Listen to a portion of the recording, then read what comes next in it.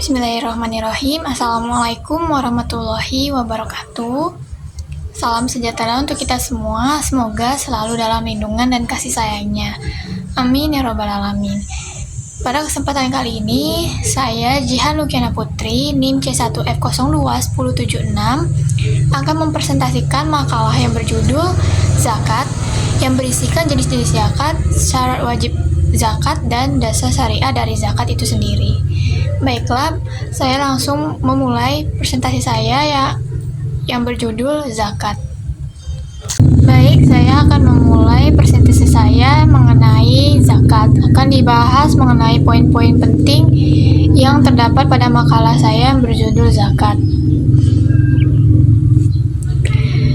Pembahasan pada kali ini yaitu pengertian zakat, jenis-jenis zakat, syarat wajib zakat, dasar syariah yang melandasi zakat, dan perbedaan dan persamaan antara zakat dan pajak.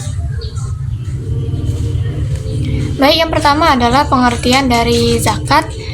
Zakat adalah sesuatu yang diberikan berupa harta benda sebagai hak Allah SWT kepada yang berhak menerima sesuai dengan syariat Islam. Baik, golongan penerima zakat dibagi berdasarkan 8 asnaf. Yang pertama ada fakir, adalah mereka yang hampir tidak memiliki apa-apa sehingga tidak mampu memenuhi kebutuhan pokok hidup. Lalu yang kedua ada miskin, adalah mereka yang memiliki harta namun tidak cukup untuk memenuhi kebutuhan dasar kehidupan mereka. Lalu yang ketiga ada amil, adalah mereka yang mengumpulkan dan mendistribusikan dana zakat.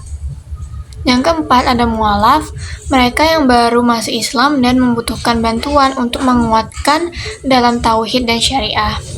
Yang kelima ada rikab, adalah budak atau hamba sahaya yang ingin memerdekakan dirinya.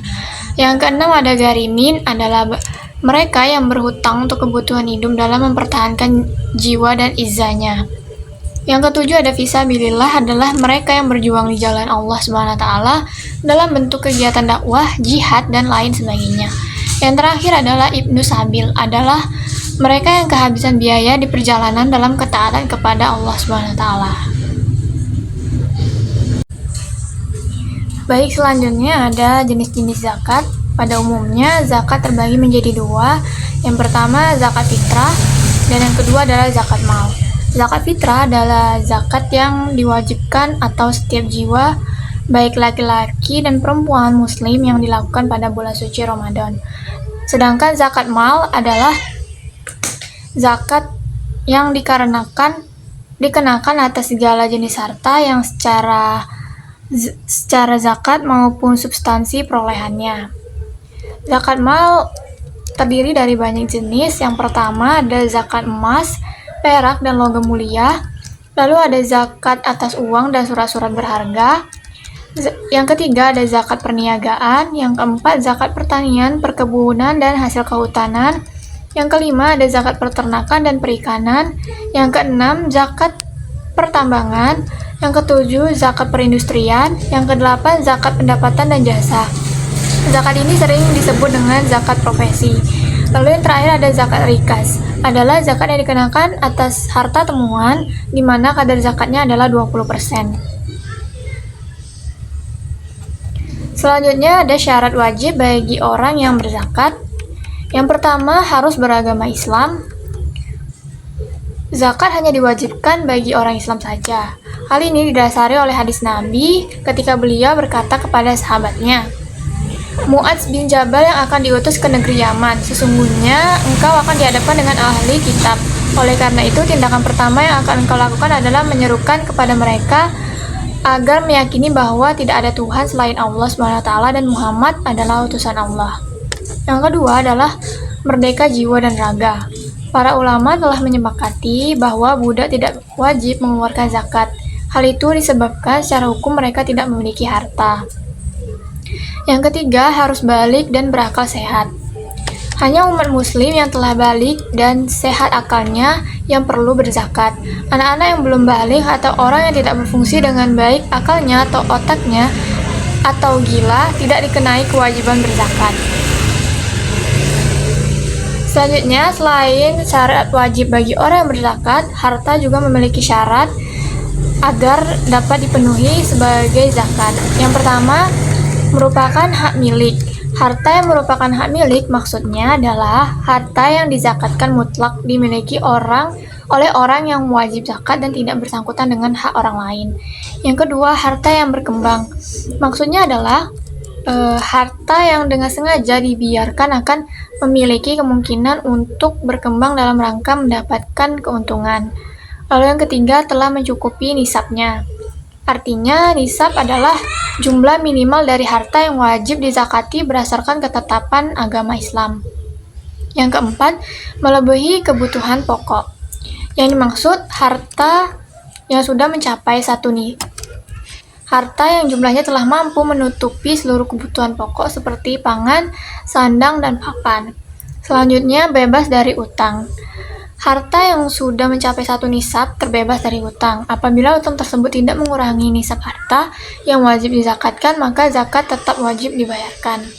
Selanjutnya, telah cukup haul.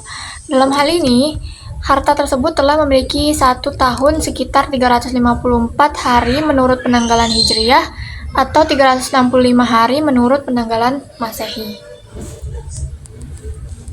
Selanjutnya, dasar syariah yang melandasi zakat. Yang pertama, ada yang berasal dari firman Allah, yaitu Al-Quran, surat Al-Baqarah ayat 43, yang berarti, dan laksanakanlah sholat, tunaikanlah zakat, dan rukuklah beserta orang yang ruku.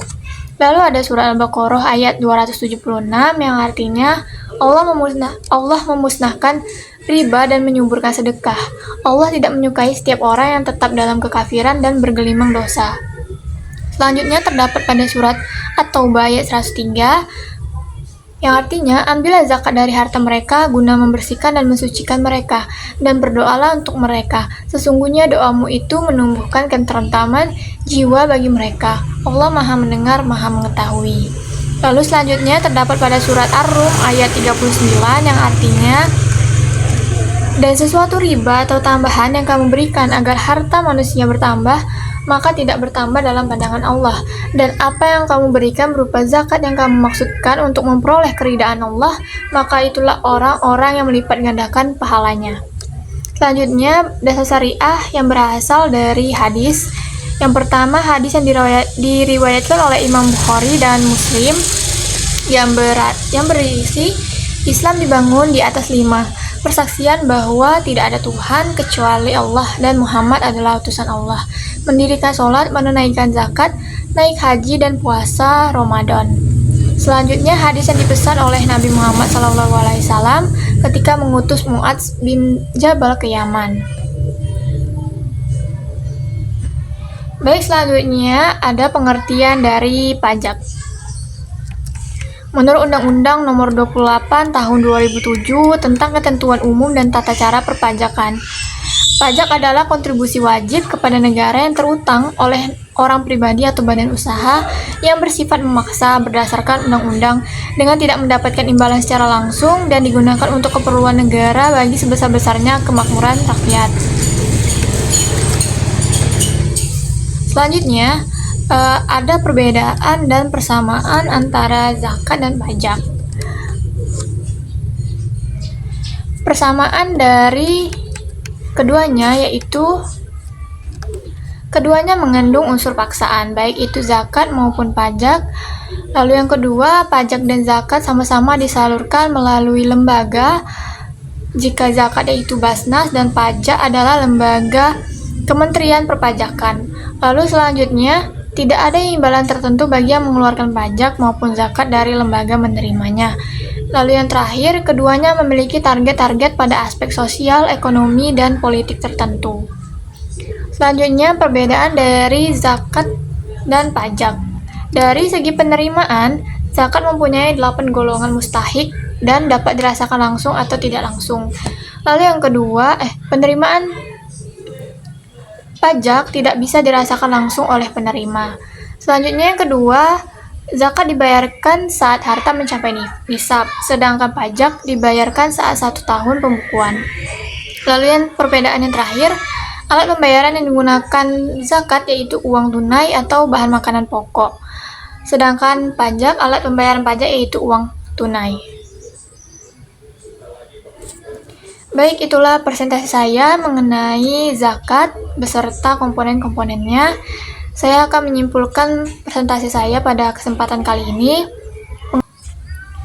Kesimpulannya, pengertian zakat adalah sesuatu yang diberikan berupa harta benda sebagai hak Allah SWT kepada yang berhak menerima sesuai dengan syariat Islam. Zakat memiliki dua jenis, yaitu zakat fitrah dan zakat mal, itu pada umumnya. Zakat mal memiliki banyak lagi jenis-jenis zakatnya. Zakat fitrah adalah zakat yang dibayarkan wajib saat bulan Ramadan, sedangkan zakat mal adalah zakat yang dikenakan atas segala jenis harta, yang secara zakat maupun substansi perolehannya. Zakat mal sendiri memiliki berbagai macam, yaitu zakat emas, zakat profesi, zakat peternakan dan perikanan, zakat hasil industri, zakat hasil perkebunan dan kehutanan, dan zakat hasil pertambangan. Hal tersebut mempunyai syarat-syarat tertentu yang harus dipenuhi agar zakat dapat dianggap sah.